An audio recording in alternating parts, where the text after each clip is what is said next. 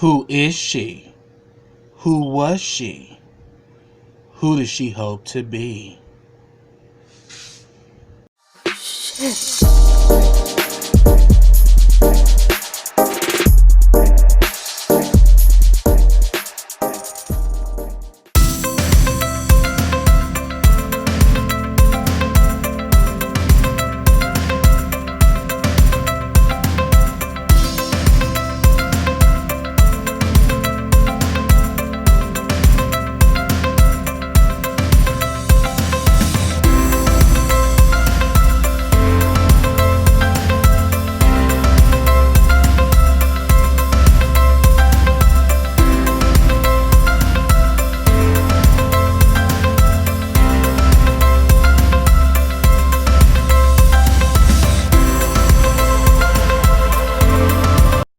Hey, what's up everybody, and welcome back to KRSTV. This is your boy Kenny.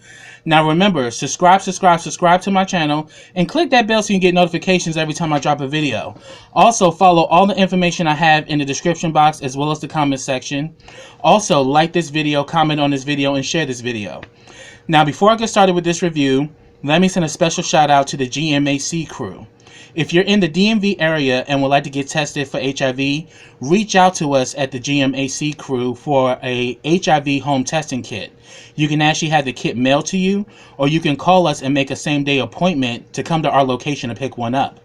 And if you're also interested in getting set up for PrEP, which is HIV prevention, reach out to us at the GMHC crew for that as well.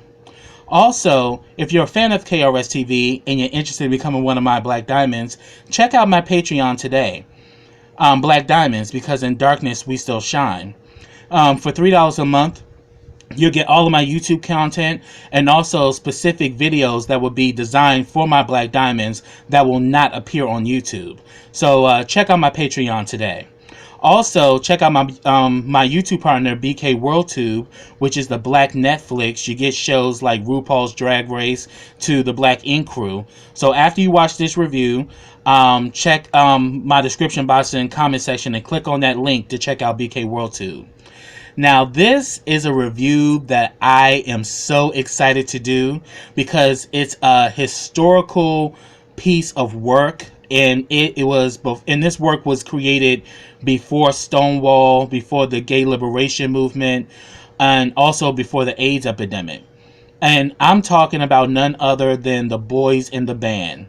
The Boys in the Band was actually written by the late great Mark Crowley, which actually takes place at a birthday party in 1968. You know, and this is before the gay liberation movement. And we actually get to see the true reality of gay men. And it was one of the first plays that actually showcased gay characters where all the characters lived at the end. Because normally in productions, you know, as far as plays and movies, the gay character, a tree will fall on him, or he would commit suicide, or he would be murdered. The gay character never ended well. But at least within this piece, even though these characters had all of these issues, nobody died, you know. And it was a great groundbreaking piece of literature that was created by Mark Crowley. Sadly, he passed away in March of 2000 before the Netflix version was released. But he does make a cameo appearance in the film. And I must say, you know, at least because the original was premiered off Broadway in 1968, and it got rave reviews, and even got, you know, world renowned views as well. I mean, people from Liza Minnelli to Elizabeth Taylor to Natalie Wood, you know, went and saw this play, and this play became such a phenomenon that they decided to make a movie. And I actually have the movie here. I actually just got it, you know, from Target.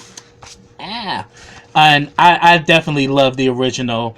But unfortunately, when the movie came out in 1970, the gay liberation movement had already started to sound off, and they were dead set against this work because it definitely showed a lot of the negative stigma that um, the whole idea of self-loathing and self-hating, whereas the gay liberation movement was all about accepting oneself and being proud and happy to be who you are. Whereas the boys in the band, literally just within a matter of 2 years fell out of favor. And the thing about it, this film that's actually directed by William Friedkin, he's known for The Finch Connection as well as The Exorcist.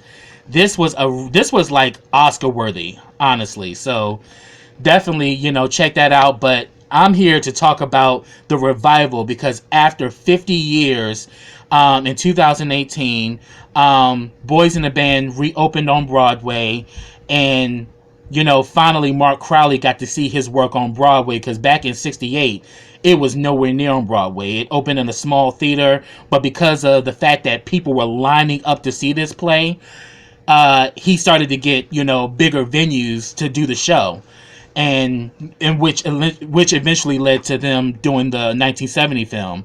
But before he passed, I'm so glad that he finally got a chance to see this play on Broadway, and even more so that all of the actors were played by gay men. Because in the original, 6 of them were gay and 3 of them were straight. And also, sadly, in the original, 5 of them we lost due to the AIDS epidemic. But in this revival, not only are all the characters gay, but he finally received a Tony Award in 2019, for Boys in the Band, and now it's on Netflix.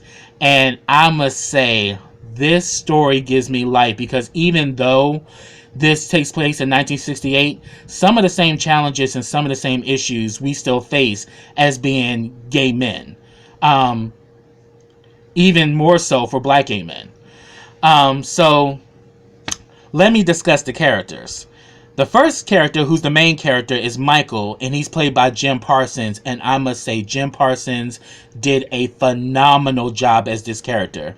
We definitely know him for playing Sheldon Cooper on The Big Bang Theory, but in this, you actually get to see a totally different presentation from him as an entertainer, and he delivers in the role of Michael. Now, Michael is pretty much this.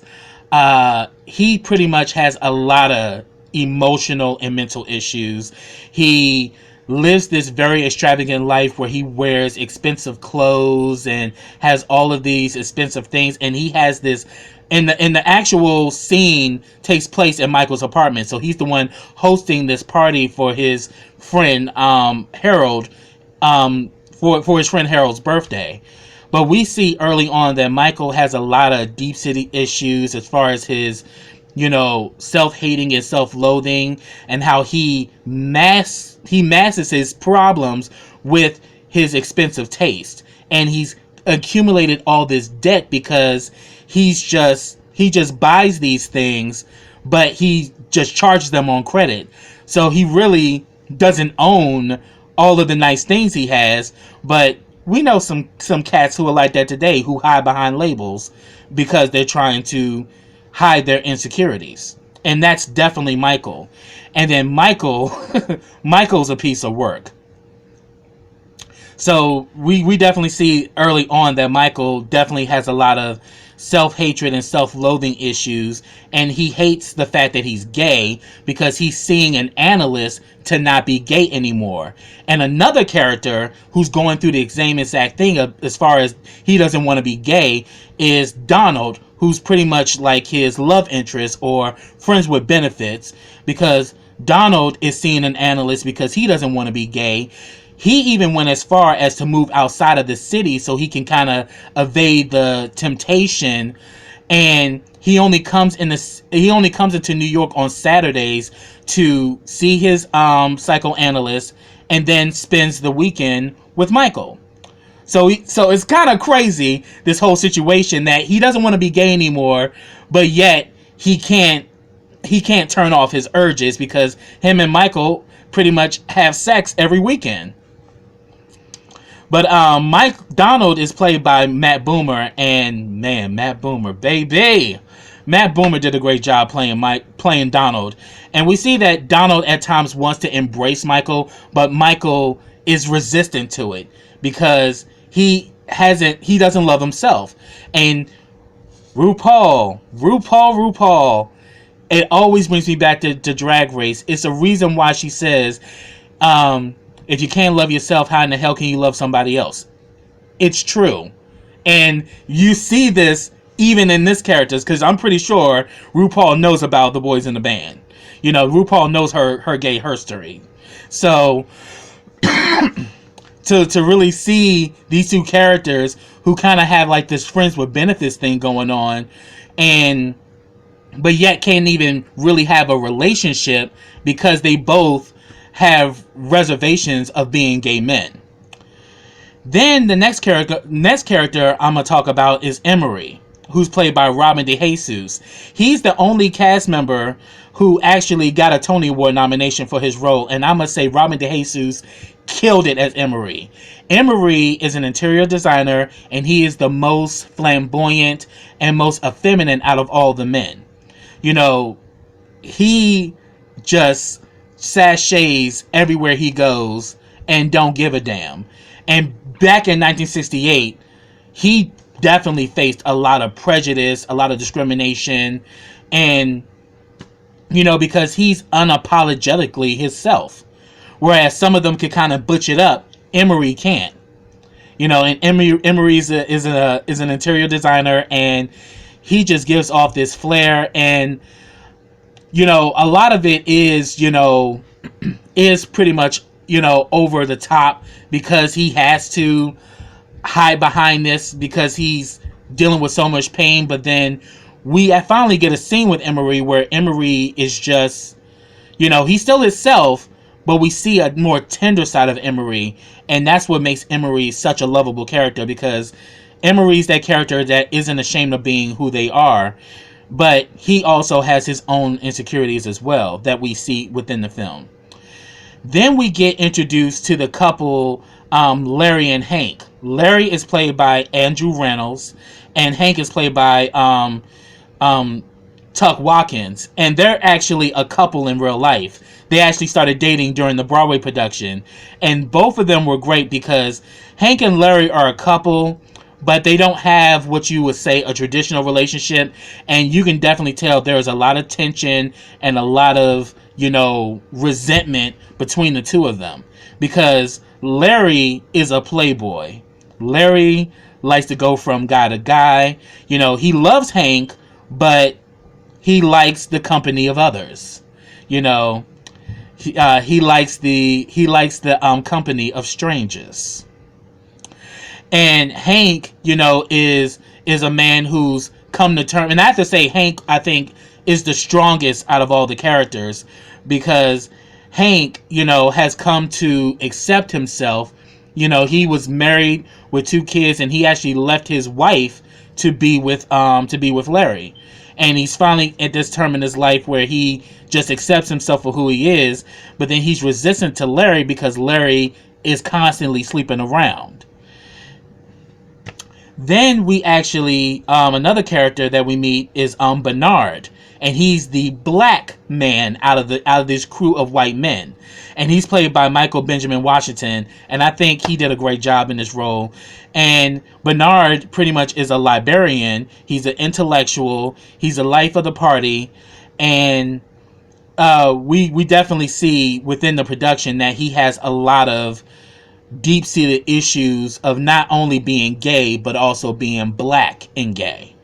And I, for one, definitely related to Bernard, you know, because it's like a double whammy. You know, you're dealing with being a black man in America where systemic and social racism is a norm, and then also being gay, and it's like you're dealing with 2 whammies at the same time. And we kind of see that with Bernard's character. Another character that decides to pretty much show up unannounced is this guy, Alan. Alan and Michael were friends in college. They went to Georgetown together. Alan just shows up and calls and says that he wants to come over for a drink, and Michael, knowing that Alan is straight, really don't want him there, because even though Michael has kind of accepted himself, he's still closeted around certain people. So what ends up happening is that Alan breaks down on the phone, and he's like, okay, fine, just come over for a quick drink or whatever. Then he calls them later on while the party is going on and says that, we can just meet up tomorrow for lunch or whatever. And then while the guys are getting their life, dancing and everything. And I have to say, in the dance scene, that's the only time you saw Michael happy. Because they were getting it. It was him, Bernard, Emery, and Larry. And they was getting it dancing to Heat Wave by Martha and the Vandellas. It's actually one of my favorite scenes. Because you just see these gay men who are just enjoying themselves. And at that time, men dancing together was illegal. You could get arrested, for for masquerading as far as dressing in drag. This was a time where gays were constantly being attacked left and right. You literally were walking on eggshells in your day-to-day life.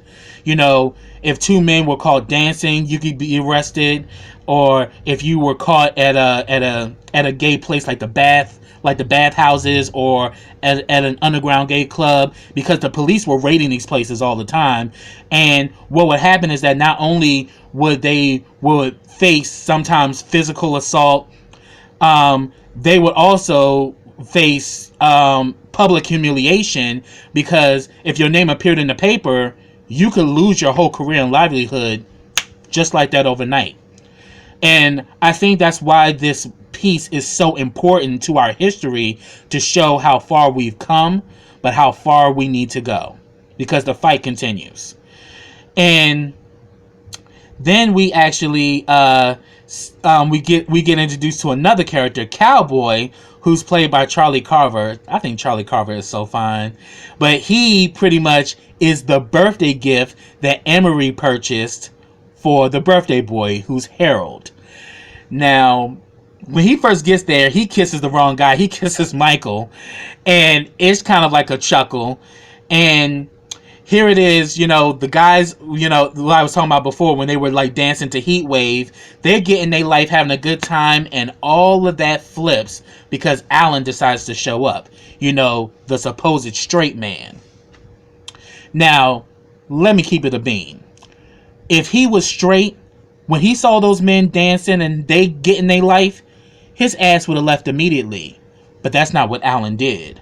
Alan decided to stay, but the only person he interacts with is Hank, because Hank was more the masculine out of all of them. And he definitely just grotesqued Emery, and I was really pissed off by that, because Emery definitely was throwing those jabs at Alan, and I get it, because Emery faces a bunch of discrimination and prejudice every day for being an effeminate gay man. So this was his time where he can just let down his hair and just unapologetically be himself. He can flip out his fan and do his thing. And then all of a sudden, Alan comes in and completely fucks up the vibe, and how everybody changes up when Alan shows up. Emery wasn't having it. And then what really pissed me off is that Alan, and so pretty much you could tell Alan is somewhat flirting with Hank, low key, and we can definitely tell Larry was getting jealous of that shit, because Larry is used to being the one that can always move about and do what the hell he want to do. And now Hank and Alan are going back and forth, but eventually Alan and Michael go upstairs because he wants to talk to him. And while they're upstairs, he just lets it be known how much he doesn't care for Emery, and that he's a little pansy and he's embarrassing and all this shit. And Michael's kind of reading into this shit like, you sure got a lot of damn opinions for somebody who's supposed to be straight. You're in a house full of gay men, and yet you chose to show up unannounced after you said you weren't coming. So, of course, Michael starts asking him questions like, why are you here? You said you needed to see me. You sound distraught over the phone. Did you leave your wife? Like, what's going on? We also find out that Alan is actually married with 2 girls. he's actually a lawyer from DC, and he's supposedly there on business, but what kind of business? So we just see that Alan is still kind of not being completely honest as to why he's there or what's actually going on, and it really starts to piss Michael off, because obviously there's something that's going on there, and plus he knows some tea about from their past, and he's just tired of Alan putting on airs. But then things get explosive, because once he's about to leave, and he's like, and then Michael was like, you still want to meet up tomorrow? He's like, oh no, I got so much to do. I'll probably head back to Washington. And Emery was like, you got a date at Lafayette Square? I cracked up, because Lafayette Square was a notorious spot where gay men would cruise. And it was very notorious back in the day. And they still do it now, but not as much now, because, Lafayette Square is pretty much policed now. But it's spread on. I mean, you got Meridian Hill, you got Anacostia Park, you got Haynes Point. At your discretion, baby. Just saying. So all of a sudden, tension starts to brew between Emery and Alan, and Emery doesn't back down, and eventually it boils over, and Alan literally beats up Emery, pretty much, punching him in his mouth, and he's got blood everywhere and all of that. And we see that Michael backs away, because Michael somewhat is still similar to Alan, where he is kind of off-put by Emery's openness and his fluidity to be himself. So when he attacks Emery, he kind of backs away, and the cowboy backs away because he's scared, like, oh my God, because this is the type of treatment they receive, that gay men receive on a daily basis. As I mentioned, at that time in '68, they were walking on eggshells. And it was in this moment is when the birthday boy finally shows up, and Harold was played by Zachary Quinto, and he killed it.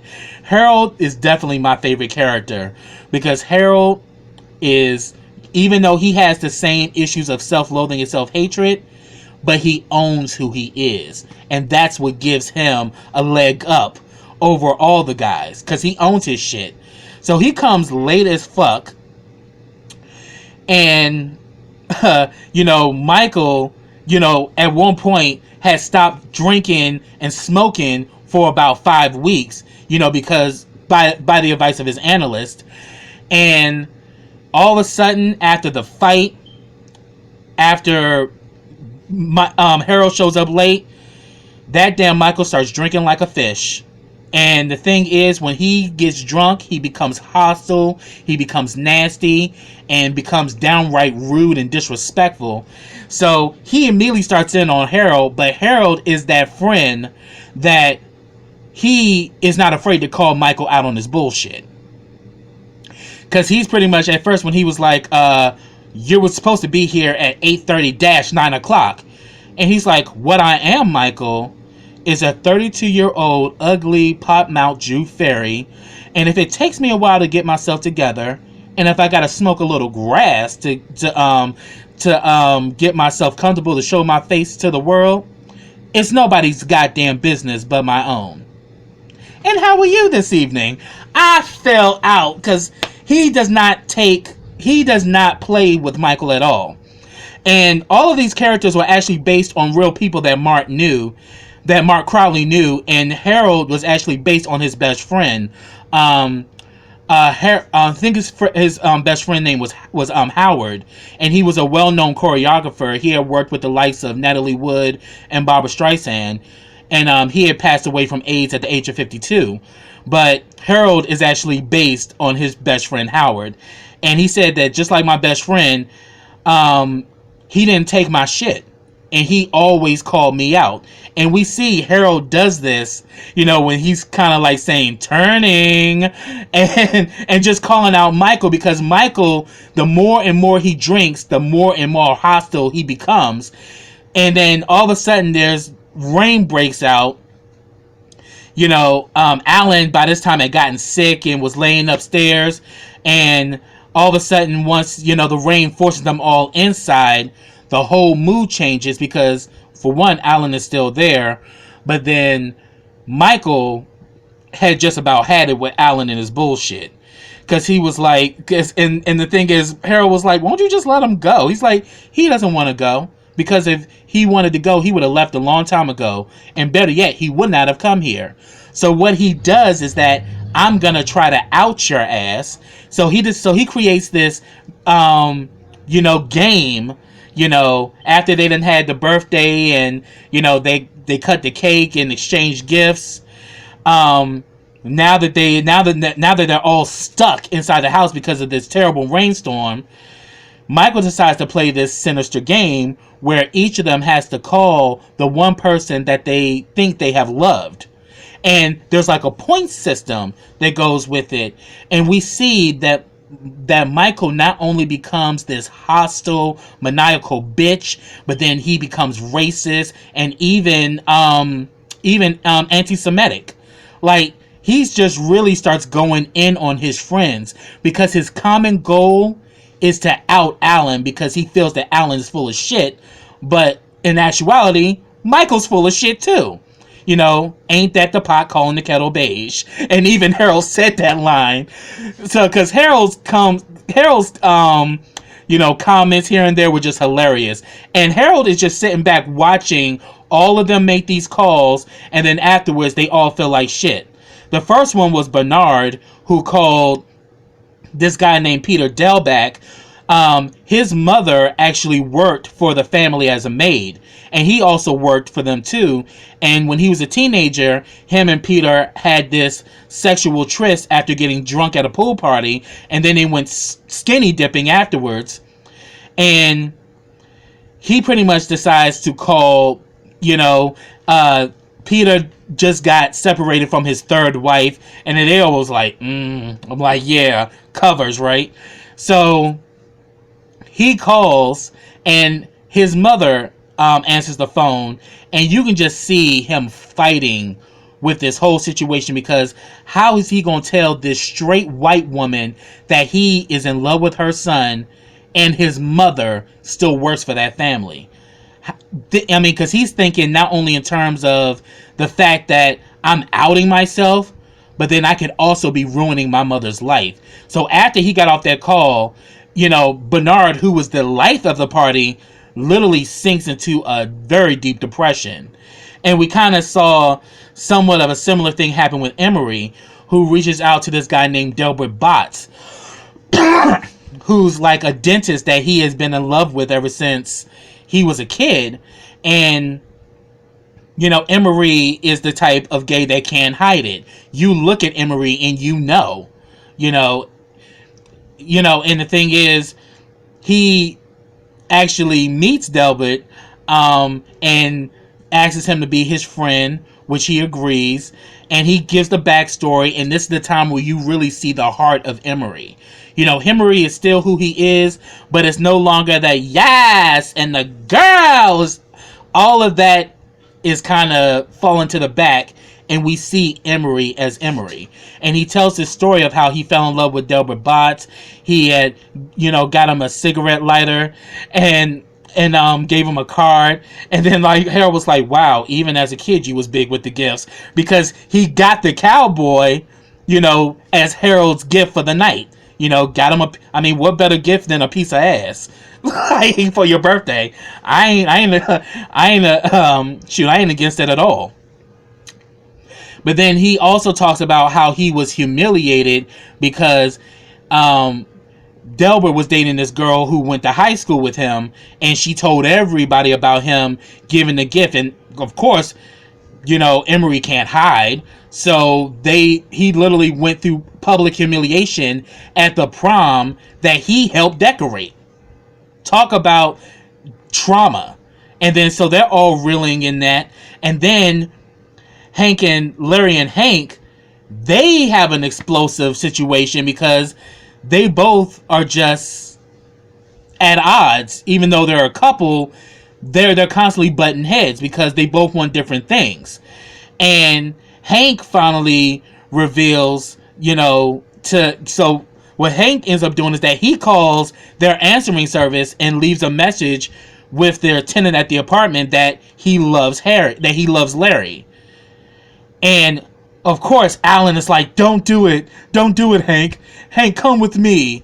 And they all looking like, really, bitch? I mean, especially Emery. It was like, wow, did you hear that? I cracked up because Emery was like, she was not here for Alan at all. And she kind of saw to it that, yeah, Alan obviously is one of the kids, but just can't accept himself. So we see that Hank was the first to admit to the person that he loved them.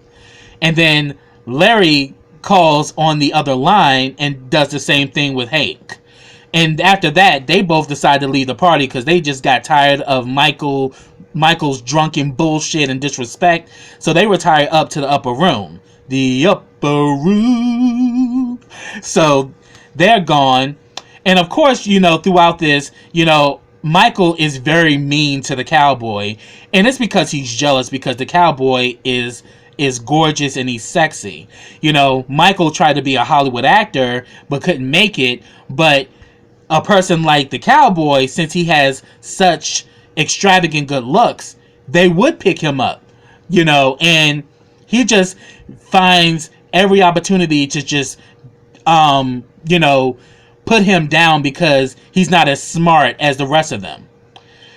But but it's just another way of him masking his insecurity within himself because Michael's at this age where all of his hair is falling out, and everyone knows that in most cases the LGBTQ, as far as being a gay man, it's like a young person's game. It's all about being young and fit and pretty, and usually around the South of 30, you're not considered the hot Somali anymore.